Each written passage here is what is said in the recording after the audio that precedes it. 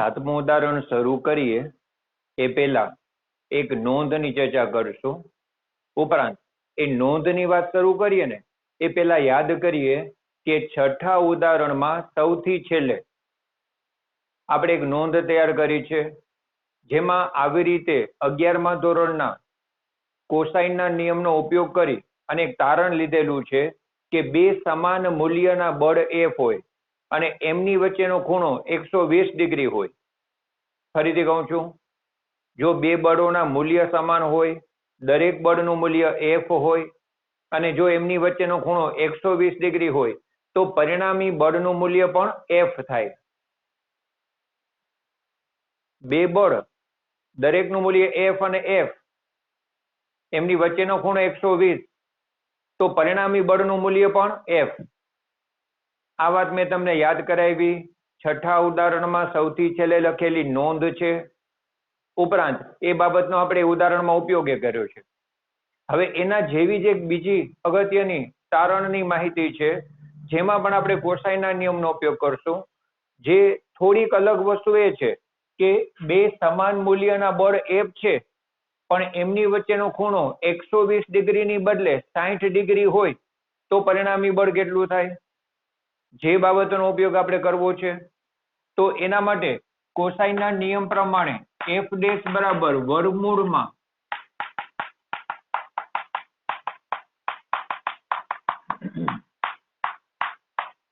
જો વર્ગમૂળમાં a square plus B square plus 2ab cos theta, એમાં a અને b ની જગ્યાએ f અને f લખ્યા, ખૂણાની જગ્યાએ 60 ડિગ્રી લખ્યા છે. તો બે બળ f અને f અને એની વચ્ચેનો ખૂણો 60 ડિગ્રી હોય ત્યારે પરિણામી બળ f ડેશ માટે આ રીતે આપણે સ્ટેપ કરશું.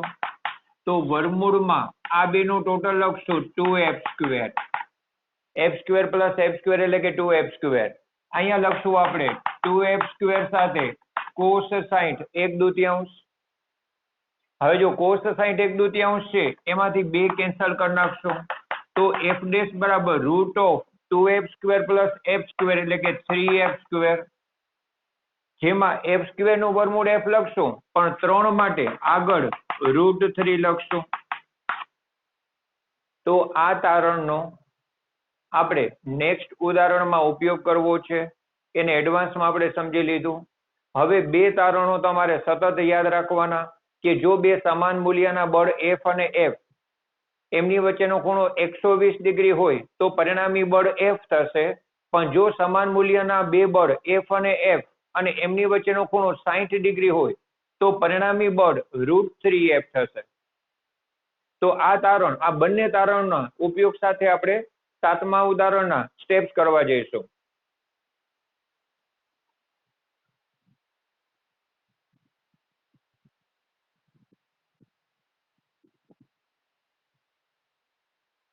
જો આ સાતમા ઉદાહરણમાં સમબાજુ ત્રિકોણના 3 શિરોબિંદુ, તેના પરના વિદ્યુતભારો Q1, Q2 અને Q3 છે. આ બંને વિદ્યુતભારો +Q અને +Q, જ્યારે ત્રીજો વિદ્યુતભાર -Q છે. આપણે પ્રશ્નમાં માત્ર એટલું જ છે કે આ વિદ્યુતભાર પર લાગતું કુલ બળ કેટલું થશે. તો પહેલા તો આપણે આ ત્રણેય વિદ્યુતભાર પર લાગતું કુલ બળ અલગ અલગ ચર્ચામાં લેશું અને એને અંતે આખા સમબાજુ ત્રિકોણના ત્રણેય શિરોબિંદુ પર લાગતા જે 3 પરિણામી બળો છે એનું કુલ બળ લેશું. જેમ કે Q1 ઉપર 2 બળ લાગશે, એક Q2 વડે અને બીજું Q3 વડે. તો 3 વિદ્યુતભારનું તંત્ર હોય ને તો એમાં એક પર બાકીના 2 વડે બળ લાગશે. તો આ દરેક 3 વિદ્યુતભાર ઉપર 2 બળ લાગશે. તો Q1 પર 2 બળ લાગશે, એનું પરિણામી બળ આપણે નક્કી કરશું. એવી રીતે Q2 પર 2 બળ લાગશે, એનું પરિણામી બળ નક્કી કરશું. અને એ જ પ્રોસીજર Q3 માટે કરશું. અને આ રીતે આપણે 3 પરિણામી બળ મળશે, પછી એનું કુલ બળ લખશું. પણ એમાં મુખ્ય વાત આકૃતિની રજૂઆત જ છે. સ્ટેપ્સ તો હમણાં આપણે જે નોંધની ચર્ચા કરી એનો જે ડાયરેક્ટ ઉપયોગ છે. અને જો શરૂઆત કરશું આપણે Q1 પર લાગતા 2 બળો દર્શાવીએ.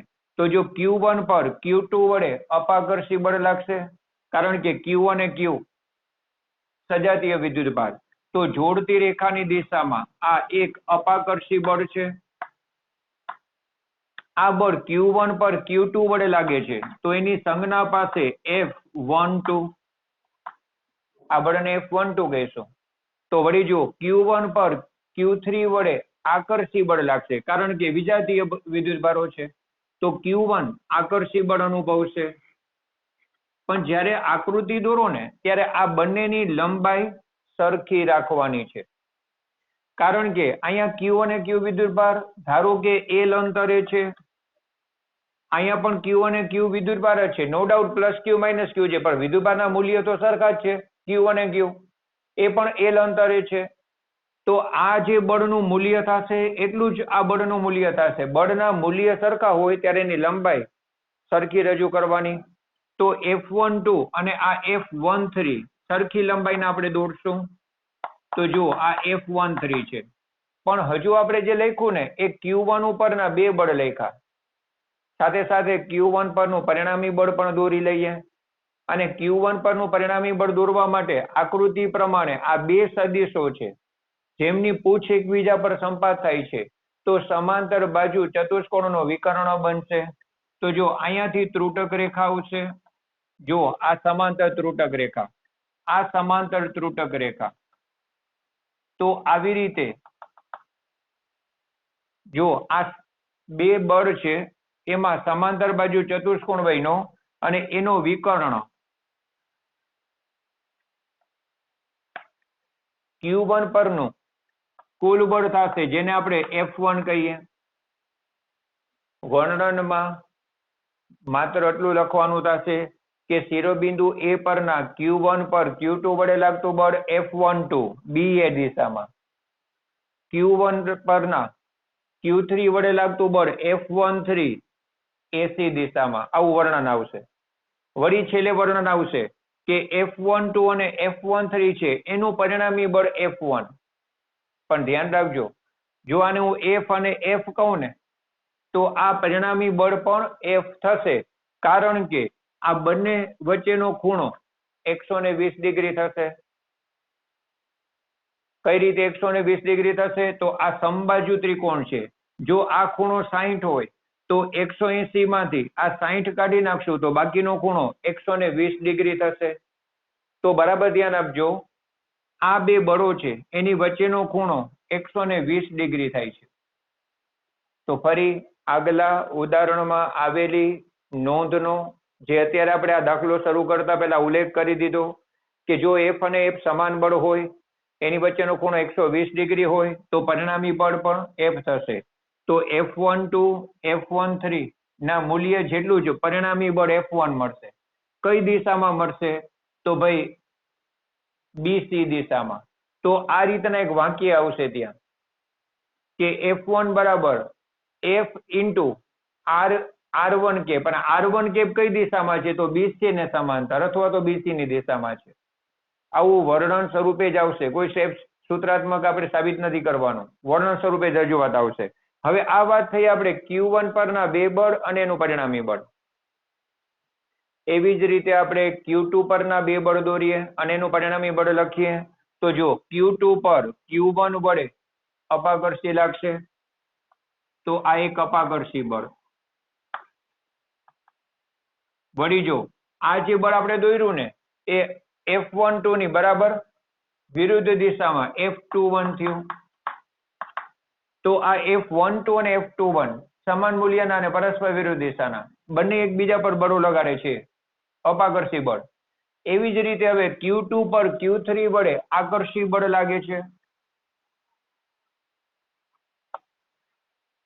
તો જો આ બળ છે એને આપણે દર્શાવશું F2 પર 3 વડે લાગતું બળ F23 છે. Q2 પર Q1 વડે અપાકર્ષણ પણ Q2 પર Q3 વડે આકર્ષણ. ફરી પાછું અહીંયા પરિણામી બળ દોરવા માટે સમાંતર બાજુ ચતુષ્કોણનો વિકર્ણ લેવાનો થશે.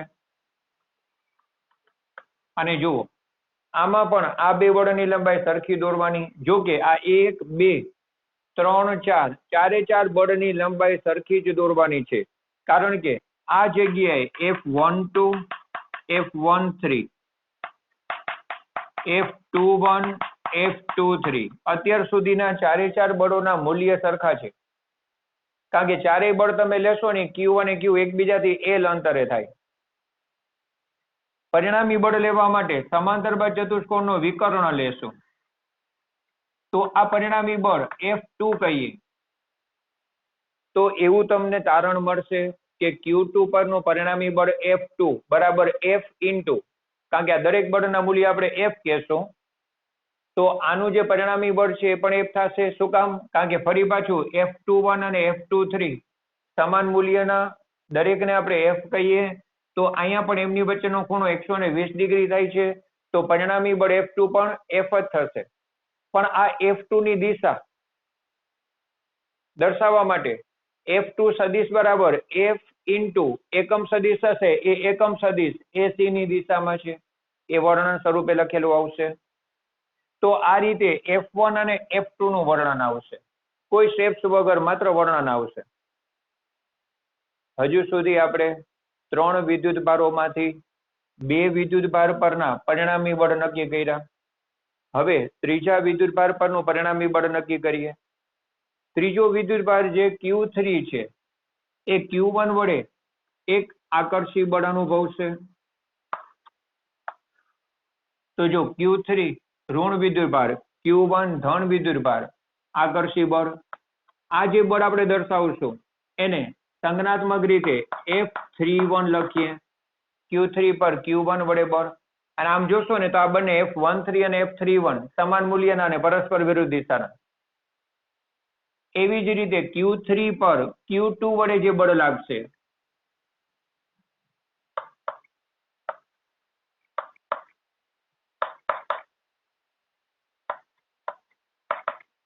ફરી આકૃતિમાં જો F32 અને F23 સમાન મૂલ્યના અને પરસ્પર વિરુદ્ધ દિશાના. 6 બળ જે દર્શાવ્યા ને અત્યારે, છેલ્લા બે બળ આપણે દર્શાવ્યા એ F31 અને F32, 6 બળના મૂલ્ય સરખા F જેટલા, એને લખી શકાય 1/4πε0 Q1 Q2 ની જગ્યાએ Q ઇન્ટુ Q, એમની વચ્ચેનું અંતર R લેશો તો છેદમાં R² અને L લેશો તો L², જે અંતર તરીકે રજૂઆત કરો એ. પણ આ 6 બળના મૂલ્ય સરખા, દરેકનું મૂલ્ય F, એટલે જ આકૃતિમાં આ 6 બ્લુ કલર થી દોરેલા બળની લંબાઈ એક સરખી દોરવાની. હવે જેમ આપણે આ બે સમાંતર બાદ ચતુષ્કોણનો વિકર્ણ લીધો, આ બે બળોના સમાંતર બાદ ચતુષ્કોણનો વિકર્ણ પરિણામી બળ લીધો, એમ અહીંયા પણ આપણે દર્શાવીએ. અને એના માટે જો આને સમાંતર એક ત્રુટક રેખા દોરશું, આને સમાંતર ત્રુટક રેખા, અને વિકર્ણ તરીકે જે બળ દોરશું, આ F3 બળ છે. પણ એક ખાસિયત જુઓ, તમને આકૃતિની રજૂઆતમાં જરા ખ્યાલ આવી જશે કે આ બે બળની જેટલી લંબાઈ છે ને, એટલી જ લંબાઈ તમને આની મળે છે. આ બે બળની જેટલી લંબાઈ છે ને એટલી જ લંબાઈ આ મળે છે, કારણ કે F અને F 120 ડિગ્રીના ખૂણે છે, તો પરિણામી બળ F થશે. તો આ બેનું મૂલ્ય છે એટલું જ પરિણામીનું મૂલ્ય, આ બંને માટે એવું થશે. પણ આમાં જુઓ, F અને F એકબીજાથી 60 ડિગ્રીના ખૂણે છે, જેનું પરિણામી √3F મળશે. તો F3 જે મળશે ને એ √3F જેટલું, અને √3F પાછું કઈ દિશામાં? તો ACB ના લંબ દ્વિભાજક છે ને એ દિશામાંનો એકમ સદિશ. આ ACB ખૂણો છે, એ ખૂણાનો દ્વિભાજક છે, એ દિશામાંના એકમ સદિશમાં મળશે. એવી રજૂઆત આવશે, જે પણ વર્ણન સ્વરૂપે હશે. તો અત્યાર સુધીમાં 3 પરિણામી બળો F1, F2 અને F3 ને આપણે શોર્ટમાં લખીએ ને, તો જો પરિણામી બળ F1 માટે એવું વાક્ય આવ્યું, F1 બરાબર F એકમ સદિશ R1 કેપ, જ્યાં R1 કેપ એ આ F છે ને એ BC ની દિશામાંનો એકમ સદિશ એવું વર્ણનમાં આવશે. F2 બરાબર F ઇન્ટુ R2 કેપ વર્ણનમાં આવશે. F2 બરાબર F ઇન્ટુ R2 કેપ, પણ R2 કેપ એટલે AC ની દિશામાંનો એકમ સદિશ, આ બે પેરેલલ આવે એવું ત્યાં વાક્ય સ્વરૂપે આવશે.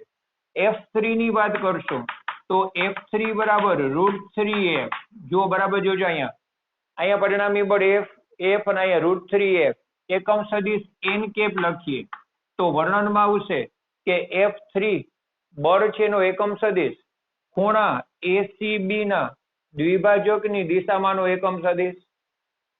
આમે મુખ્ય 3 વસ્તુ લખી. પણ જે બાબત ટેક્સ્ટ બુકમાં આકૃતિ સાથે નથી આપ્યું એ વધારાની રજૂઆત સાથે હું સમજાવું. આપણે અત્યાર સુધી તો આ દરેક 3 વિદ્યુતભાર પરના પરિણામી બળ નક્કી કર્યા. પણ જો આખા સમબાજુ ત્રિકોણના આ ત્રણેય બળોનો કુલ બળ આપણે લેવું હોય તો પેલા હું F1 અને F2 નો સરવાળો કરું, જે પરિણામ મળશે એને F3 માં ઉમેરું, એવું કરીએ આપણે. એના માટે એક વધારાની આકૃતિની રજૂઆત કરીએ. તો જુઓ, આપણે છે ને F1 ને પેરેલલ સ્કેલ રાખી અને અહીંયા શિફ્ટ કરીએ. તો જો આ જગ્યાએ આપણે F1 લેશું, તમે સ્કેલને શિફ્ટ કરતા આ જગ્યાએ દોરશો ને તો ધારો કે આ F1 આપણે દોરીએ છીએ.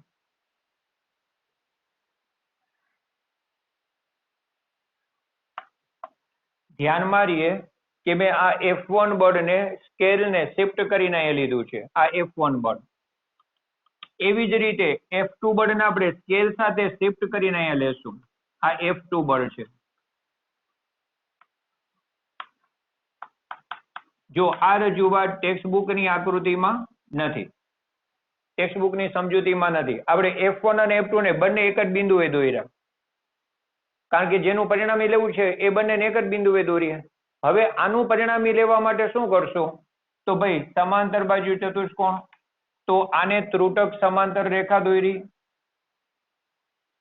એવી રીતે આ F1 ને સમાંતર એવું ત્રુટક રેખા દોરીએ છીએ. અને બરાબર જુઓ, F1 અને F2 નું જે પરિણામી દર્શાવશું, આ જે આવશે પરિણામી,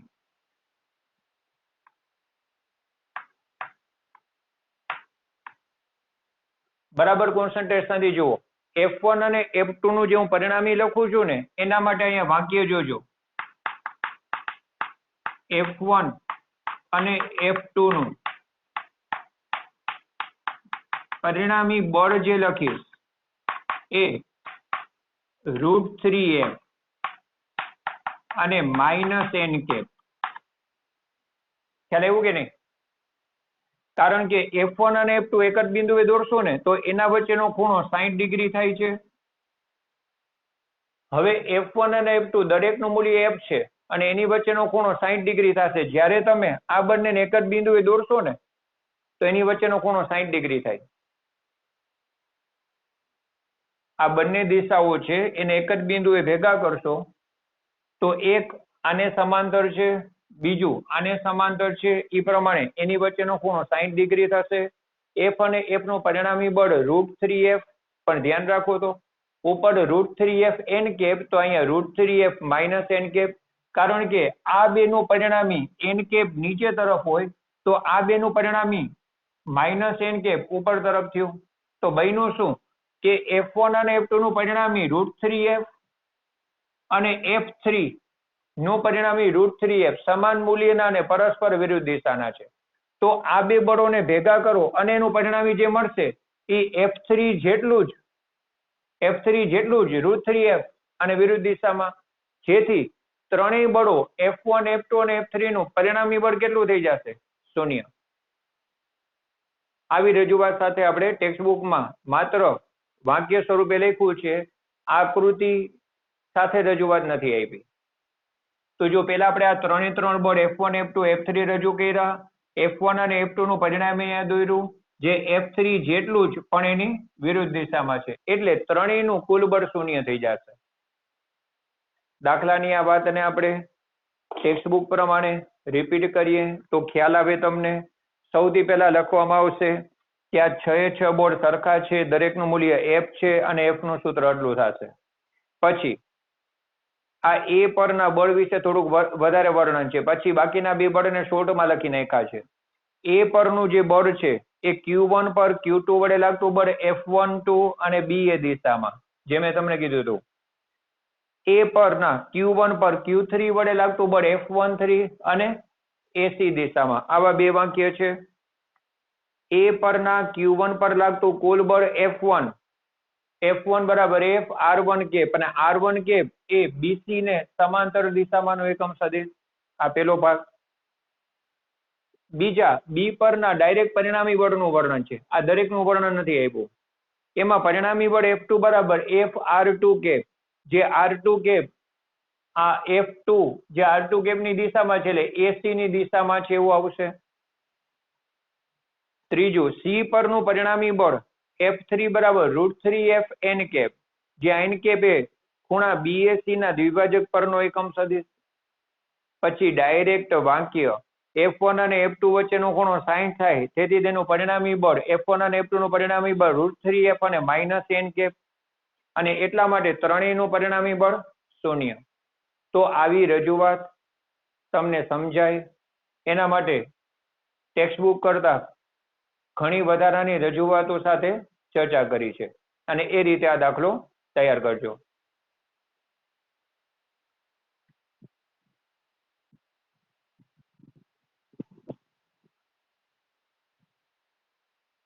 આઠમા ઉદાહરણમાં અગત્યની માહિતી આવે છે. આ ઉદાહરણને અંતે 2-3 એવા સૂત્રાત્મક MCQ આપણે ધ્યાનમાં રાખશું, જે સોલ્વ કરવા માટે આ ઉદાહરણના સ્ટેપ્સનો ઉપયોગ થશે. જુઓ, એક ઇલેક્ટ્રોન 2×10⁴ ન્યૂટન કુલમ ઇનવર્સના નિયમિત વિદ્યુત ક્ષેત્રમાં 1.5 સેન્ટીમીટર જેટલા અંતરનું પતન પામે છે. આકૃતિ એ કહે છે, પણ જો આકૃતિ એ છે ને એમાં ઉપરની પ્લેટ ઋણ, નીચેની પ્લેટ ધન હોય, તો વચ્ચે જે વિદ્યુત ક્ષેત્ર હશે એની દિશા કેમ નક્કી થશે? જો અહીંયા એકમ ધન વિદ્યુતભાર રાખું ને તો એ ઉપરની પ્લેટ તરફ આકર્ષાય, અને એ રીતના વિદ્યુત ક્ષેત્ર E ઉપર તરફ થશે. હવે એ વિદ્યુત ક્ષેત્રનું મૂલ્ય આપ્યું છે 2×10⁴ ન્યૂટન કુલમ ઇનવર્સ. હવે આમાં ઇલેક્ટ્રોન કે જે ઋણભારિત હશે એને મુક્ત કરશું તો સ્વાભાવિક છે કે ધન પ્લેટ તરફ આવશે, એટલે કે નીચે આવશે, એટલે કે પડશે, પતન પામશે. પણ ધ્યાન રાખજો, અહીંયા ઇલેક્ટ્રોનનું પતન થવું એ ગુરુત્વાકર્ષણની અસર હેઠળ નથી. અહીં જે ઇલેક્ટ્રોનનું પતન થાય છે એ વિદ્યુત ક્ષેત્રની અસર હેઠળ. જનરલી આપણે કોઈ વસ્તુને મૂકશું તો એ નીચે પડશે ગુરુત્વાકર્ષણની અસર હેઠળ, પણ અહીંયા ગુરુત્વાકર્ષણ ગણતરીમાં લેતા નથી. ગુરુત્વ મુક્ત અવકાશ છે, બરાબર, એની ચર્ચા છેલ્લે પાછી આવે છે. અત્યારે ઇલેક્ટ્રોનને મુક્ત કરતા નીચે પડે છે. કેટલું નીચે પડે છે? 1.5 સેન્ટીમીટર. આ પેલી આકૃતિની વાત. પછી એમ કહે છે કે ક્ષેત્રનું માન અચળ રાખીને તેની દિશા ઉલટાવવામાં આવે. તો જો ઉપરની પ્લેટ ધન કરી નાખી અને નીચેની પ્લેટ ઋણ કરી નાખશો તો વિદ્યુત ક્ષેત્ર જે ઉપર તરફ હતું એ વિદ્યુત ક્ષેત્ર હવે નીચે તરફ થઈ જશે. તો વિદ્યુત ક્ષેત્રનું માન એટલે કે મૂલ્ય એટલું ને એટલું છે, પણ એની દિશા ઉલટાવી.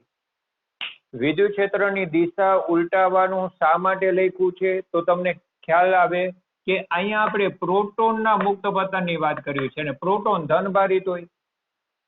જો હું આ જ વિદ્યુત ક્ષેત્રમાં પ્રોટોનને મૂકું ને તો એ ઋણભારી પ્લેટ તરફ ઉપર જાય, પણ આપણે તો જેમ ઇલેક્ટ્રોન નીચે પડે છે એમ પ્રોટોને નીચે પડે છે એવી સિચ્યુએશન જોઈએ છે. તો ભાઈ પ્લેટ વચ્ચેનું વિદ્યુત ક્ષેત્ર ઉલટાવી નાખીએ તો બંને નીચે પડશે. તો અહીંયા પ્રોટોન ઋણભારિત પ્લેટ તરફ આકર્ષાય અને એટલું જ 1.5 સેન્ટીમીટર નીચે આવે છે, જે આકૃતિ બી માં છે. હવે આ દરેક કિસ્સામાં પતન માટે લાગતો સમય ગણો. એનો મતલબ કે આ આકૃતિમાં ઇલેક્ટ્રોનને 1.5 સેન્ટીમીટર નીચે આવતા અને આ આકૃતિમાં પ્રોટોનને 1.5 સેન્ટીમીટર નીચે આવતા બંનેમાં એક સરખું અંતર કાપતા લાગતો સમય નક્કી કરવાનો છે. બંનેમાં વિદ્યુત ક્ષેત્રના મૂલ્ય સરખા છે, માત્ર દિશા ઉલટાવી છે, અને દિશા ઉલટાવવાનો હેતુ કે બંનેમાં એ વિદ્યુતભારિત કણ નીચે લેવો છે.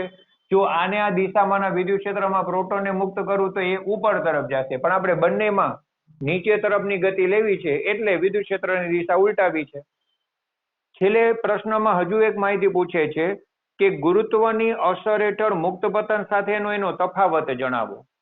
મેં તમને કીધું કે આ જે નીચે તરફ પડે છે એ ગુરુત્વાકર્ષી અસરની અસર જે મુક્ત પતન થાય ને એના કરતા જુદું છે. શું જુદું છે તફાવત આપણે છેલ્લે વાત કરશું. પેલા આકૃતિ એ નો વિભાગ કરશું, જેમાં ઇલેક્ટ્રોનના પતનની વાત કરશું. તો જો સૌથી પહેલા આકૃતિ એ માં ઇલેક્ટ્રોનની વાત કરશું. હવે એમાં આકૃતિ એમાં ઇલેક્ટ્રોન માટે પેલા તો પ્રવેગ લખીએ. ઇલેક્ટ્રોન વિદ્યુત ક્ષેત્રની અસર હેઠળ ગતિ કરે છે, એના પર બળ લાગે છે, બળની અસર હેઠળ થતી ગતિ પ્રવેગી ગતિ થાય. અને પ્રવેગ લખવા માટે બળના છેદમાં જો બેઝિક સ્ટેપ પ્રવેગ એ બરાબર બળના છેદમાં દળ F બરાબર m એમાંથી પ્રવેગ એ બરાબર F upon m. પણ બળની જગ્યાએ હું લખું છું ની જોજો small e capital E by m. Electron માટે છે એટલે સ્મોલ e સંજ્ઞા આપીએ અને સમીકરણ નંબર 1 કહીએ. બીજું રેફરન્સ યાદ કરાવી દઉં કે તમે વિદ્યુત ક્ષેત્રની વ્યાખ્યા પ્રમાણેનું સૂત્ર છે E બરાબર F બાય Q, જેને આપણે આમ બોલીએ છીએ એકમ વિદ્યુત ભાર પર લાગતા બળને વિદ્યુત ક્ષેત્ર કહેવાય. પણ જો આમાંથી F ને સૂત્રનો કરતા બનાવો ને તો F બરાબર QV નો મતલબ થશે Q વિદ્યુત ભાર પર વિદ્યુત ક્ષેત્ર E ને લીધે લાગતું બળ. Q વિદ્યુત ભાર પર વિદ્યુત ક્ષેત્ર E ને લીધે લાગતું બળ F બરાબર QE. અને F બરાબર QE બળ છે ને એમાં વિદ્યુત ભાર Q ની બદલે જો ઇલેક્ટ્રોન હોય તો Q ની જગ્યાએ સ્મોલ e લખાય. તો QE ની બદલે સ્મોલ e કેપિટલ E. એ વસ્તુનો અહીંયા ઉપયોગ કર્યો છે બળ F ની જગ્યાએ. બળ F ની જગ્યાએ આપણે સ્મોલ e કેપિટલ E લીધા. હવે આ જે સ્ટેપ લખ્યો ને એ હજી ઇલેક્ટ્રોનનો પ્રવેગ લખ્યો છે. પણ મુક્ત પતન કરતા પદાર્થ જે પ્રવેગી ગતિ કરે છે, આ પ્રવેગની અસર હેઠળ ગતિ થાય છે. તો એના માટે h અંતર માટે લાગતો સમય t હોય તો આપણે સૂત્ર લખી શકશું h બરાબર હાફ at સ્ક્વેર. સ્થિર સ્થિતિમાંથી ગતિની શરૂઆત થાય છે એટલે v નોટ બરાબર શૂન્ય લીધું છે. બેઝિક સૂત્ર d બરાબર v naught t plus half at square. પણ જો પ્રારંભિક વેગ v નોટ શૂન્ય હોય તો હાફ at સ્ક્વેર. કાપેલું અંતર d ની જગ્યાએ h લીધું છે. આમાંથી આપણે t ને સૂત્રનો કરતા બનાવીએ ને તો બે ગુણાકારમાં આવશે ને પ્રવેગ નીચે આવશે તો t બરાબર root of 2h upon a. t બરાબર root of 2h upon a. આમાંથી t ને સૂત્રનો કરતા બનાવ્યો. એમાંય પર્ટિક્યુલર ઇલેક્ટ્રોનની વાત કરવી છે તો અહીંયા સ્મોલ e લખીએ.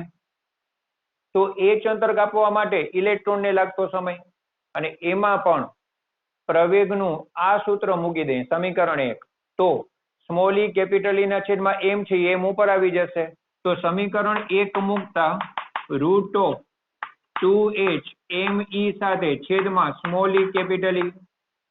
તો આવી રીતની જે રજૂઆત આવી એ સમીકરણ નંબર 2. જો પ્રવેગની જગ્યાએ ઉપરનું સૂત્ર સમીકરણ 1 મૂકશો તો સ્મોલ e કેપિટલ E ના છેદમાં દળ સી દળ અંશમાં આવશે. ઇલેક્ટ્રોન કોઈ પણ વિદ્યુત ક્ષેત્રમાં ગતિમાં હોય ત્યારે એનો પ્રવેગ ગણવાનો ગણતરીવાળો MCQ હોય તો સીધું આ સૂત્રમાં કિંમત મૂકવાની.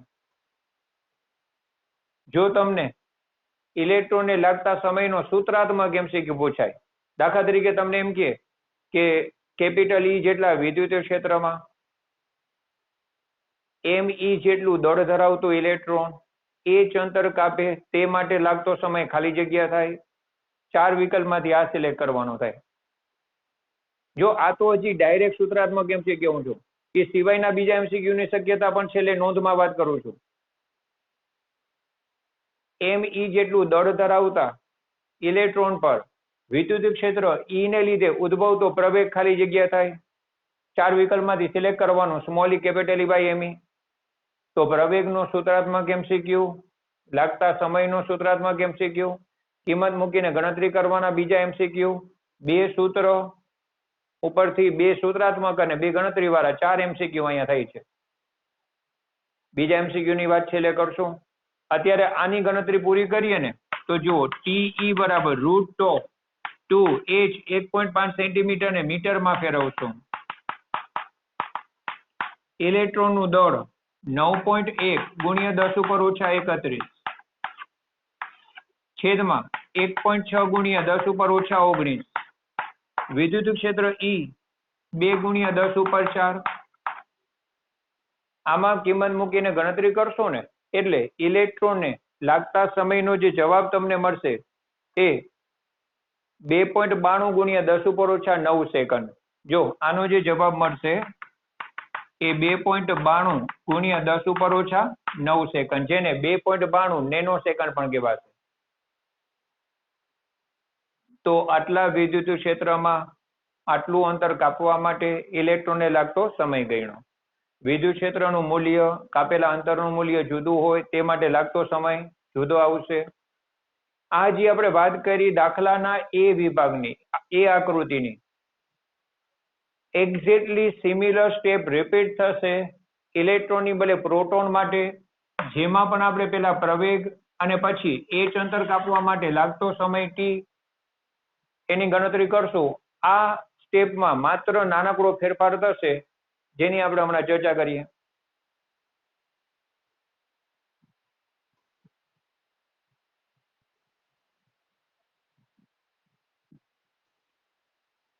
જો બી વિભાગની અંદર આપણે આકૃતિ બી માં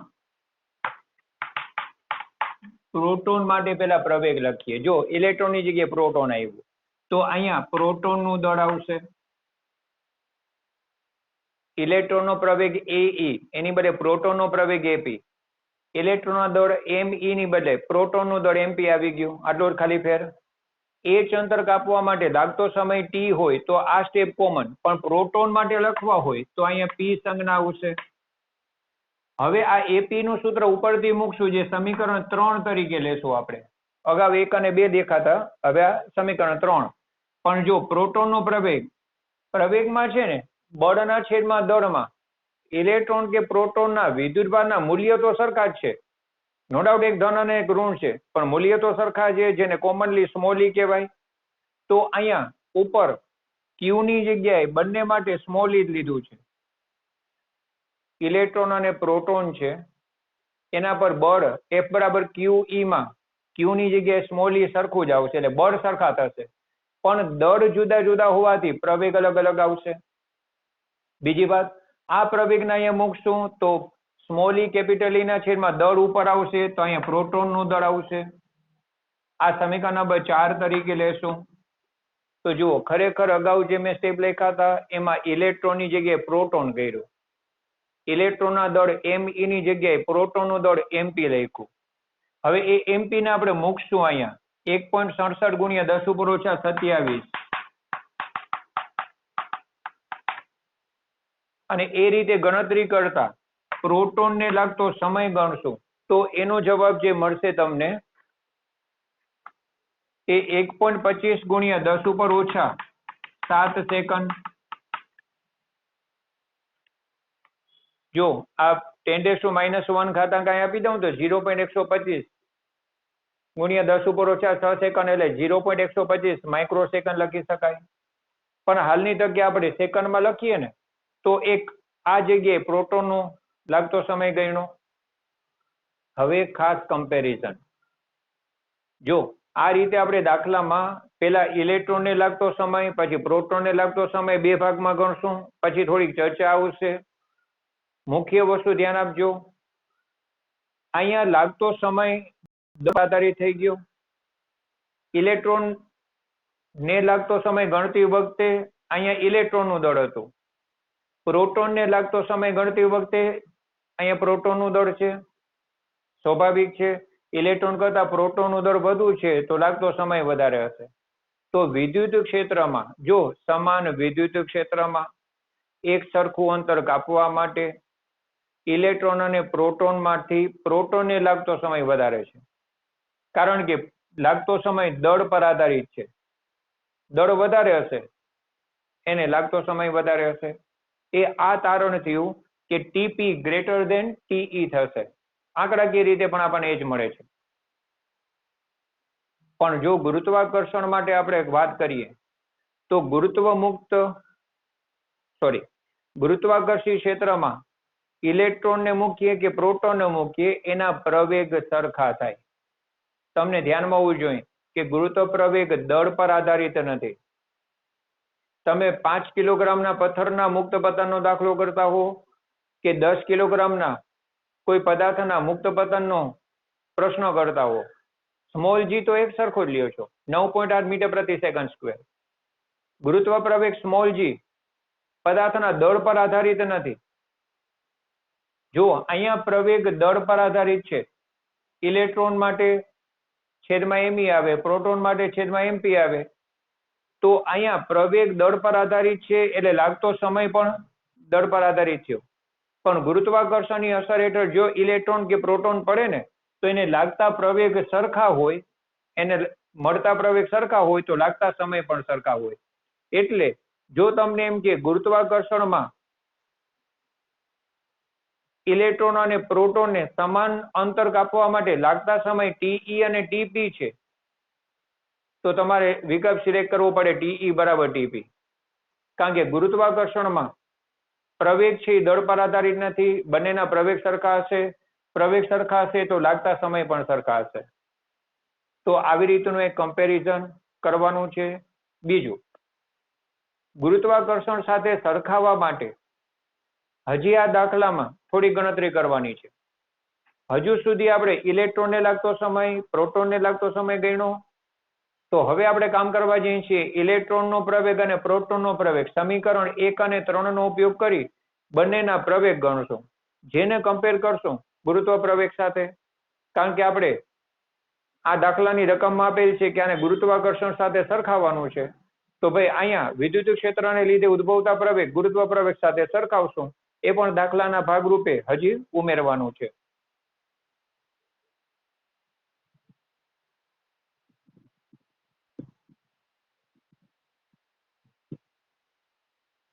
જો આ દાખલાના ભાગરૂપે હજી એક માહિતી આપણે ગણીએ છીએ. એ સૌથી પહેલા પ્રોટોનનો પ્રવેગ. હમણાં આપણે સમીકરણ ભણી ગયા, સમીકરણ 1 અને 3 ઇલેક્ટ્રોન અને પ્રોટોનના પ્રવેગના સૂત્ર છે એ જ આપણે ઉપયોગમાં લઈએ છીએ. હવે જો પ્રવેગ ગણવા માટે આપણે કિંમતો મૂકશું તો 1.6 ગુણ્યા 10 ઉપર ઓછા 19 વિદ્યુત ક્ષેત્ર 2 ગુણ્યા 10 ઉપર 4 છેદમાં પ્રોટોનનું દળ 1.67 ગુણ્યા 10 ઉપર ઓછા 27. આ રીતે પ્રોટોનના પ્રવેગનો જવાબ મળશે. એવી જ રીતે ઇલેક્ટ્રોનનો પ્રવેગ ગણશું તો સૂત્રમાં ખાલી જો mp ની જગ્યાએ me આવશે. વિદ્યુત ભાર તો બંનેના સરખા છે એટલે ઉપર બળ સ્મોલ e કેપિટલ E સરખા થશે, પ્રવેગ જુદા જુદા આવશે. એમાં પ્રવેગ ગણવા માટે 1.6 ગુણ્યા 10 ઉપર ઓછા 19 સાથે 2 ગુણ્યા 10 ઉપર 4 છેદમાં ઇલેક્ટ્રોનનું દળ 9.1 ગુણ્યા 10 ઉપર ઓછા 31. આ રીતે ઇલેક્ટ્રોનનો પ્રવેગ મળશે. આ બંનેના જવાબો જો આપણે લખીએ તો પ્રોટોનનો પ્રવેગ 1.9 ગુણ્યા 10 ઉપર 12 અને ઇલેક્ટ્રોનનો જે પ્રવેગ મળે છે એ 3.51 ગુણ્યા 10 ઉપર 15. તો ધ્યાન રાખજો, આ જગ્યાએ પ્રોટોન કરતા ઇલેક્ટ્રોનનું દળ ઓછું છે તો પ્રવેગ વધારે થશે કારણ કે વ્યસ્ત પ્રમાણમાં છે. અહીંયા પ્રવેગ 10⁻12 છે તો અહીંયા 10⁻15 વધારે છે એકદમ. બીજી બાબત, જો આને 10⁻12 અને 10⁻15 માત્ર જોશો ને તો પણ ધ્યાન આવશે કે ગુરુત્વ પ્રવેગ જે 9.8 મીટર પ્રતિ સેકન્ડ સ્ક્વેર હોય, જેને રાઉન્ડ અપ કરીએ તો 10 મીટર પ્રતિ સેકન્ડ સ્ક્વેર. ગુરુત્વ પ્રવેગ 10 મીટર પ્રતિ સેકન્ડ સ્ક્વેર છે એના કરતા ખૂબ વધારે. એટલે આ આકૃતિમાં ગુરુત્વ પ્રવેગને આપણે અવગણશું. ભલે નીચે પડે છે, ગુરુત્વાકર્ષણની હાજરી હશે પણ ગુરુત્વ પ્રવેગ રાઉન્ડ અપ મૂલ્ય 10 મીટર પ્રતિ સેકન્ડ સ્ક્વેર છે એના કરતા વિદ્યુત ક્ષેત્રને લીધે ઉદ્ભવતા પ્રવેગો ખૂબ વધારે હોવાથી અહીં ગુરુત્વાકર્ષણની અસરને અવગણી શકાશે એ સમજાશે.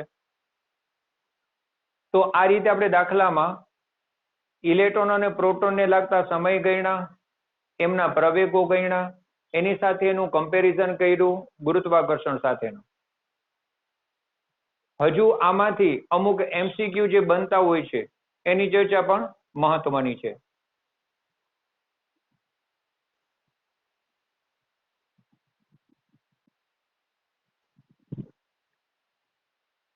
જો ખૂબ જ અગત્યની નોંધ છે, સમાન વિદ્યુત ક્ષેત્ર E હોય, સમાન વિદ્યુત ક્ષેત્ર મૂલ્ય સરખું હોય, એમાં ઇલેક્ટ્રોન અને પ્રોટોન સમાન અંતર h કાપતા હોય.